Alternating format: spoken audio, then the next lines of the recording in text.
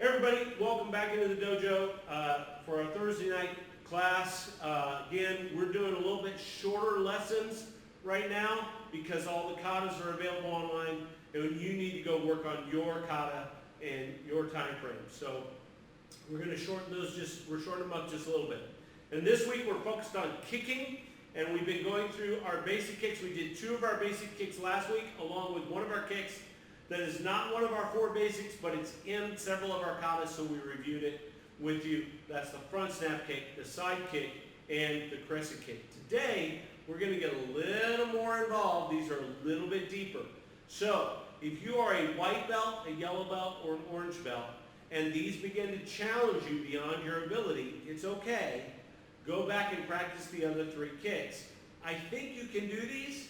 We're just going to take some time to really work through how to do them, because these are much more difficult kicks. There's a little bit more involved in them, and we want to make sure you have what you need, okay? So, let me pray, and we'll get started. Father in heaven, I thank you again for this time as we gather together and as we meet to work through more techniques and prepare ourselves for more. We ask that you continue to bless our time together, bless what we're doing, bless the energy and effort that we're putting in Jesus' name. Amen. That's it. Feet together. Hands at your side. Ready? Bow. All right. So we're going to start with our roundhouse kick, but we got to warm up first. Always forget that. Tonight, let's do jumping jacks to warm up, and then we'll stretch out. So, ready?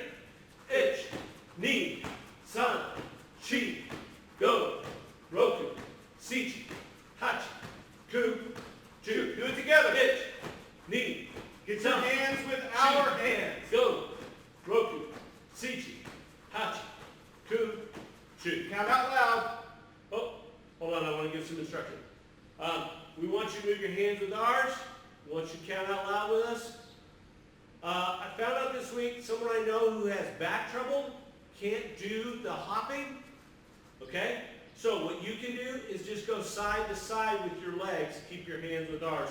So you're going to do a modified here, here, here, here, because that way you're not hopping. Can you do a modified while I do regular?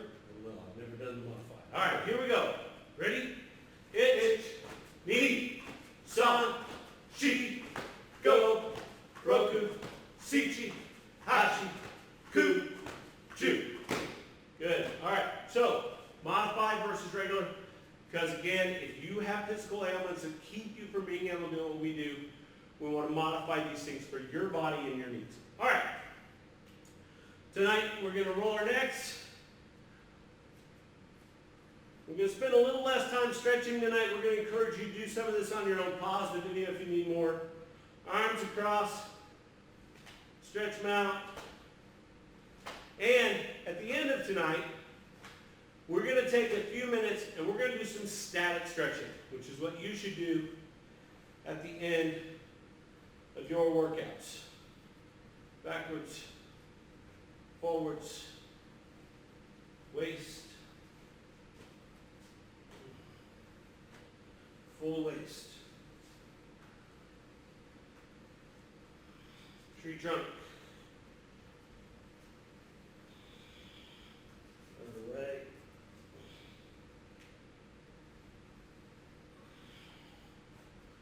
all right, legs.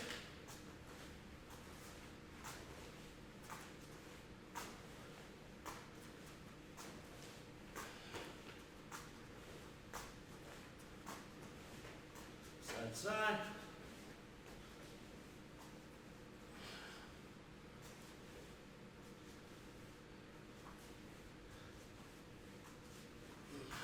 All right, good. If you need more stretching, pause the tape, spend some more time stretching. Again, at the end of the night, we're going to do some static stretching to give you some ideas of the kinds of things you should do at the end of our workouts. Usually in class, we don't have time for that. We want to encourage you to do that on your own. All right. So, roundhouse kicks. Get your fighting stance, right leg back. Yeah. Okay. Now, your roundhouse kick is going to bring together some of the things we've used in our side kick and our front snap kick and our crescent kick. Okay, it's going to bring those things together in one kick. So again, the way this is going to work, you're going to bring that back leg up. Now, on this one, we're going to pivot all the way sideways like with a side kick. Okay? When we do that, we're going to extend front snap kick style, only my leg is sideways. Okay? So that it looks like this. Okay? Now, when I strike, I'm striking with the top of my foot. Okay? This strike has happened to the ribs, to the hips, to the knees, to the head, depending on who you are throwing it. Some of our students have a lot of trouble getting their bodies turned sideways, that's one step, and the top of their foot extended, that's another step. One of the ways that you can find out if you're doing it is you want it to look like this if you're laying down on the ground like I am, on one leg. I'm pointing my toe, and I'm hitting with this top part, imagining hitting, striking. So with the top part of my foot, so where my knee bends, that's going to be the whip. It's not a whole leg, it's right a snap from the knee with the top of the foot that's hitting. You can also imagine kicking with the blade of your shin, the sharp part of your shin, that gets the foot turned the right way. When we stand back up and do it, we want our foot to come over sideways, the same action from the snap of the knee or the top of the foot or the shin. Okay? So it's the knee is bent, and the kick comes from the knee, not long like this. Okay? Kick comes from the knee so that we maintain it. All right? All right, so let's try 5 or 6 of these together. So 5 steps right leg back. We're going to use our right leg. We're going to whip this around. Ready? Itch. Knee. Sun. Sheep. Go. All right, let's switch our feet. Another thing that we're doing that we've used in the other kicks is when that knee comes up, our foot pivots and we're on our toe. Most of our weight's on the toe, the ball of our foot. We're not picking our foot up that high, but that's in essence what we're doing. And as it pivots around, that's when we get sideways. If you can't get on the ball of your foot, go on and step in that direction before you kick. When I step that direction, I'm loading my body sideways instead of pivoting. Okay? Just like with the side kick. Okay? It's the same kind of pivot. So here we go. Going the other way. Itch. Knee. Sun. Sheep.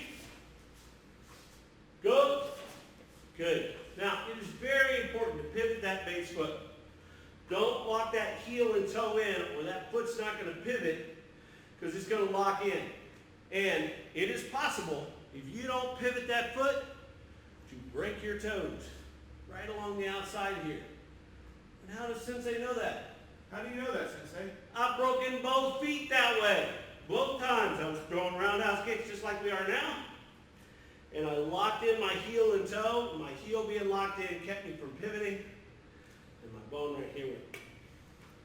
If you've been a part of this class for any amount of time, you've already heard that story. If you've been here for a long time, that's probably your 102nd time hearing that story, but it's your first time, it's fascinating. That's right. So, there you go. You can break your toes if you don't pivot. You want to pivot that foot. Of course, my favorite one is the second one, right? Yes, sir. The second one, I was actually fighting somebody when it broke. Oh, really? Yeah. Never heard that one. I won the fight before I went to the hospital.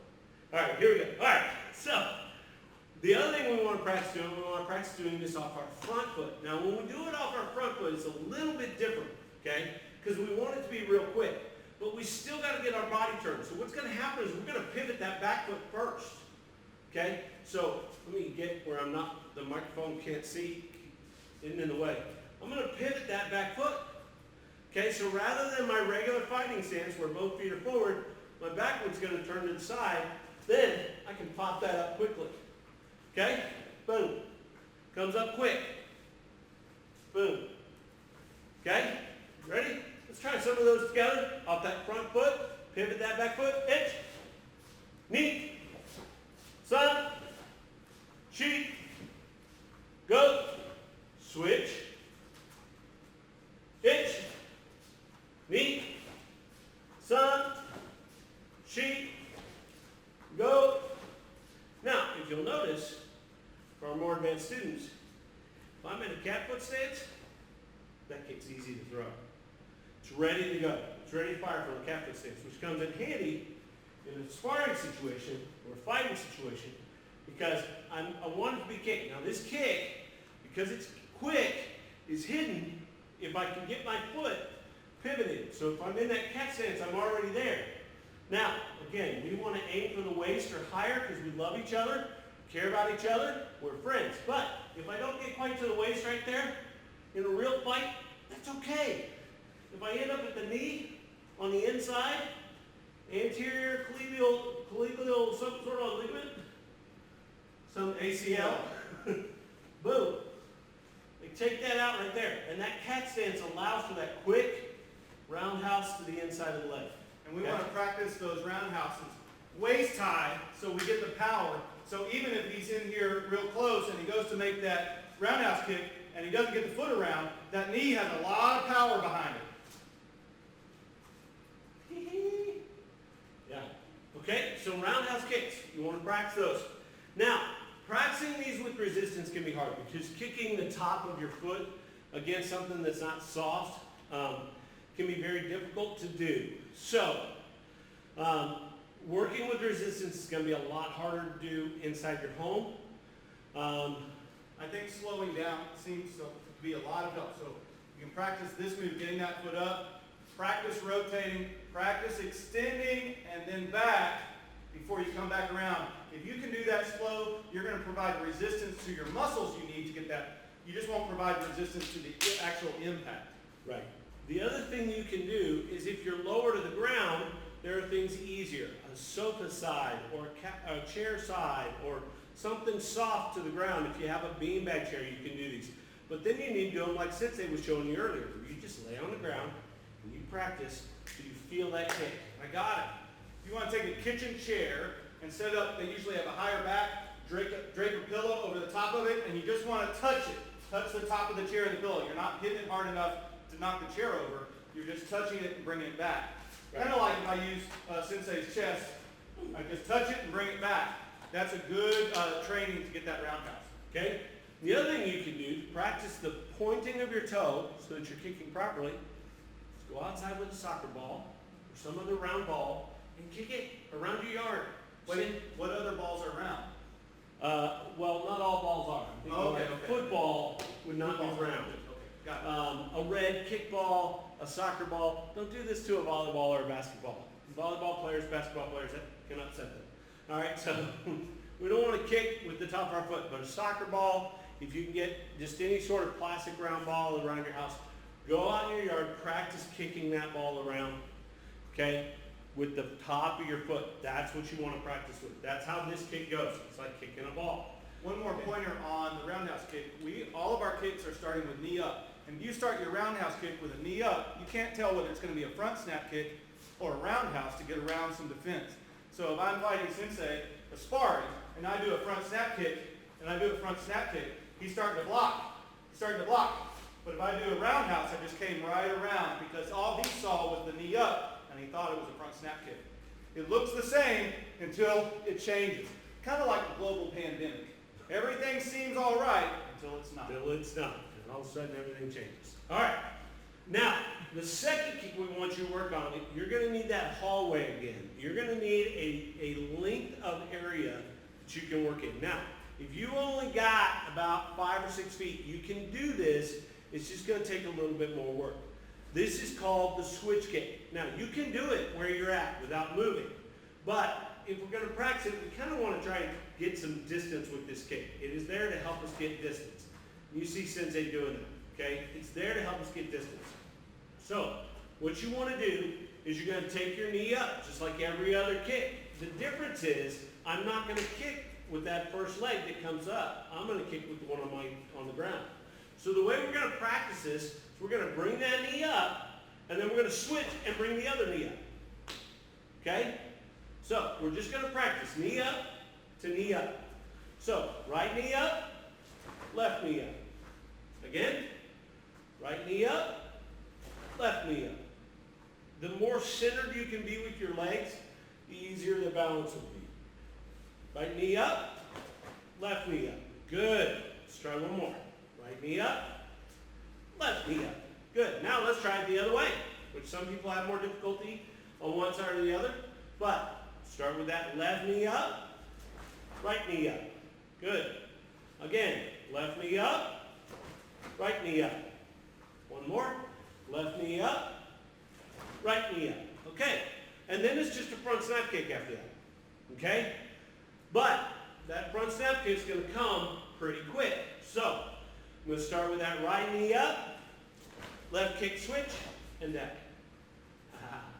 Right knee up, left knee kick, and down. So the left knee is still going up, out, back, down, just like a front snap kick. But I get some momentum starting with this leg up. Boom. Okay? Now, do it with the other side. Left knee up, kick. Again, left knee up, kick. One more, left knee up, kick. Now, you can do these, we want you to do about 10 on each side. One of the ways we often practice these is going on length, okay, where I'm going to do my right knee up and kick with my left foot going that way. Right knee up, kick, right knee up, kick, right knee up, kick.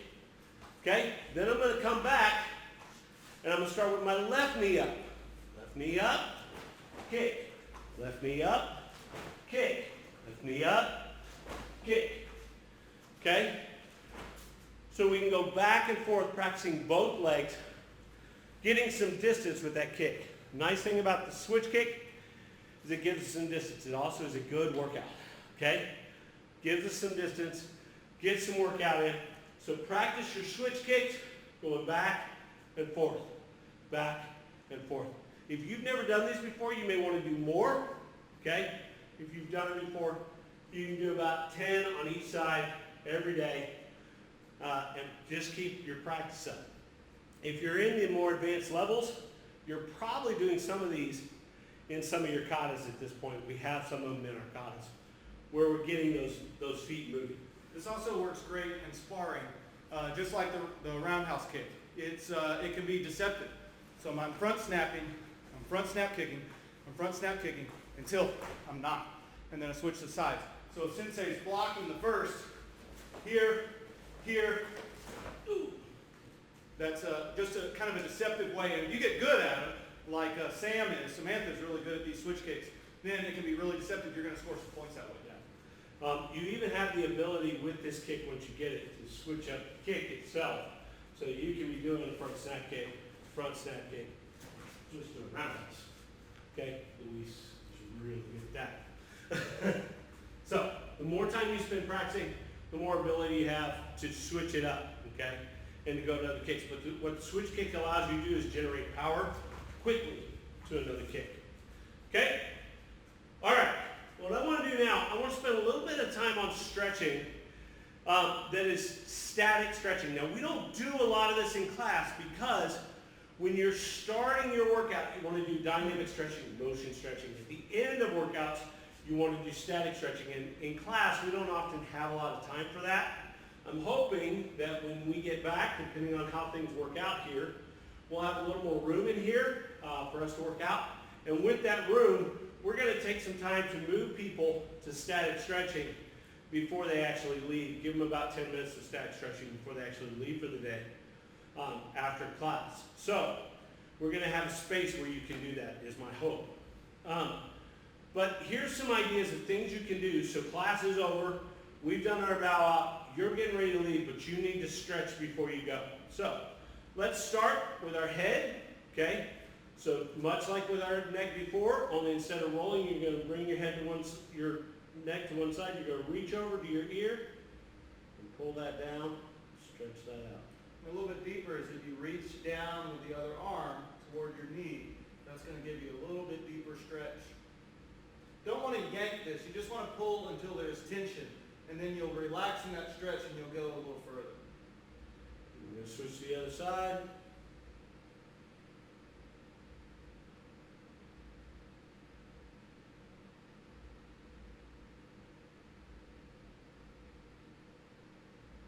Good. And we're going to take it forward. it's going to be a little bit longer than the video is. This is just giving you rehearsal for it. You want to hold these stretches for about 30 seconds at the minimum. Okay. All right, now take your right arm, bring it across, and hold.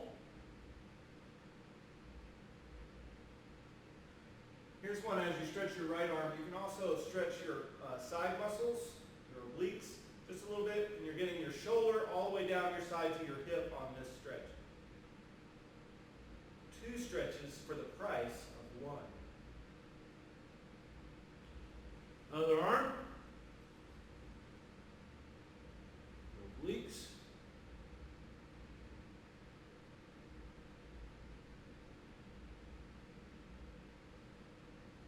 Good.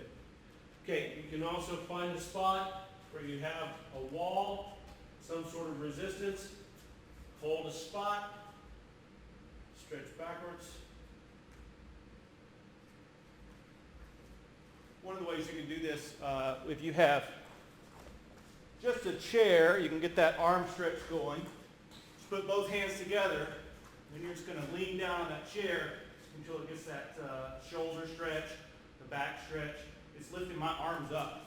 Very similar to what Al's doing, except he's getting a sideways stretch. All right. So you want to get those shoulders stretched out. We'll have different spaces. Hopefully when you get back, we'll see how it goes in here during that time, during this next month, where you can do some stretching before you go. Now, once you've done those shoulders, head, now we want to stretch our waist, so we're just going to pull around and back, and the other way.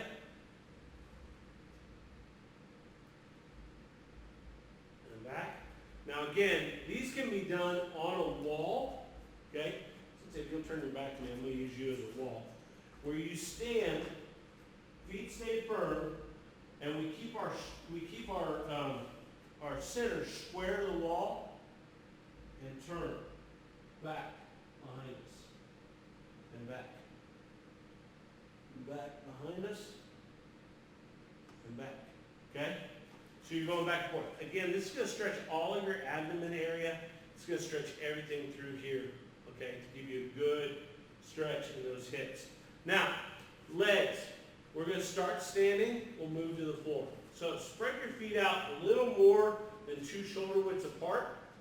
We're going to start with a full stretch down one leg to the side.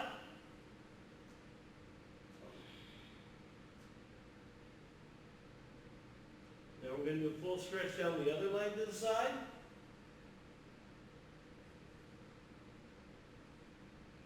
We're going to come up, we're going to take both hands, go straight down.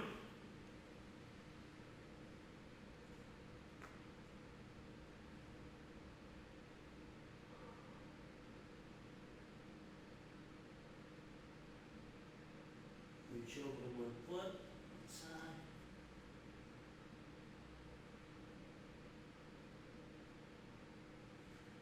The other side.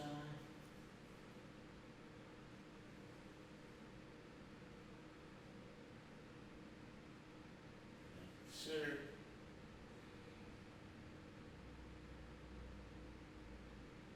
Reach back behind you a little bit.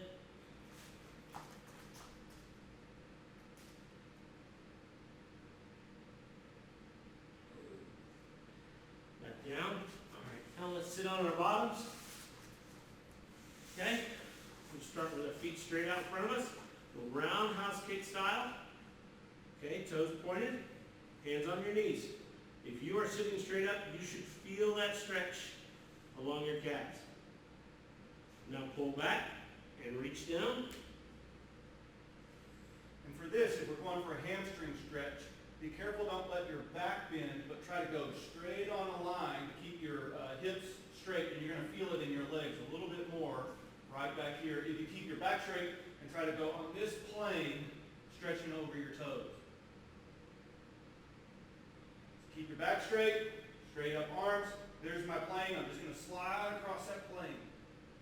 That's going to stretch my hamstrings a lot better. And if I round my back, then I provide less tension on my hamstrings. The goal is to stretch from your hips, not from your back. All right?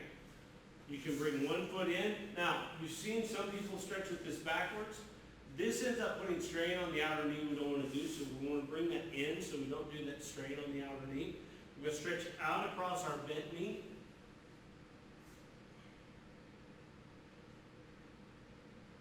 Same idea. I'm stretching at my hips, not on my back.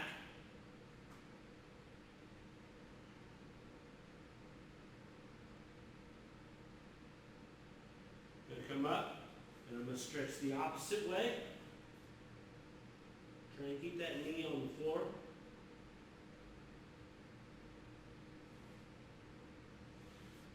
Switch to the other foot. Same thing, stretch out this way. Again, at the hip, not at the back. If you have to straighten your back out to help you do that better, make sure your back's nice and straight.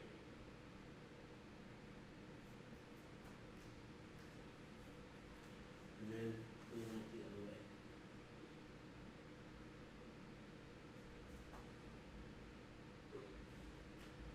Another thing you can do on this one is if you need to cross your foot over, that helps you kind of hold that position a little bit better sometimes.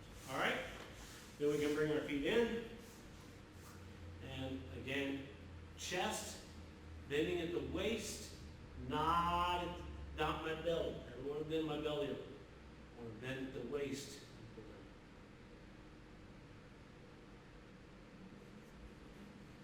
Good. And come in. Listen, as we work on kicks, much like stances, my feet being set is part of what we need. And in our faith, it's the same thing. The Bible says that God is the one, when we turn to Him, who takes us from the depths of despair. And what one of the Psalms says is, He sets our feet on high places. And that psalm is talking about like mountain goats and mountain deer, who will run in the heights from rock to, and they'll jump from boulder to boulder to boulder, and seemingly being able to set their feet on just a small little spot of a rock and keep their balance while they're moving through the air. And how do you get a big old ram to land in that little spot? God is the one who helps set their feet on high places. And for us, we need to realize that no matter how much we do to work out our own physical selves, even all the things we do, that we practice, the spiritual practices that help us draw near to God, at the end of the day, it is God's work on us and in us that helps us become everything He wants us to be. He's the one who sets our feet on high places. He's the one who gives us balance in those little spots where things seem to be almost too tight to stand. As we practice balance with our kicks, let's remember that it's God who does the work in us. And that we want you to do spiritual practices. Practice spiritual practices. But here's the thing I want to warn you against. Don't practice spiritual practice for the sake of the practice. Practice spiritual practice because God uses those to work on us. And come to those practices with an open heart that God can use to transform you from the inside out. Don't read the Bible just to read the Bible. Read the Bible so that the Bible can teach you what God wants you to know. All right? Let's do our creed, and we'll go. We'll be back with you next week. I come to you with holy karate, my empty hands. I am a law-abiding citizen. I seek peace. I have respect for others and myself. I take responsibility for all my words and actions. I shall carry to everyone. I am honest, always. This is my creed, karate. Amen? Everybody please stand. Sensei. Feet together. Hands at your side. Ready? Bow. Good work. We'll catch up with you next week.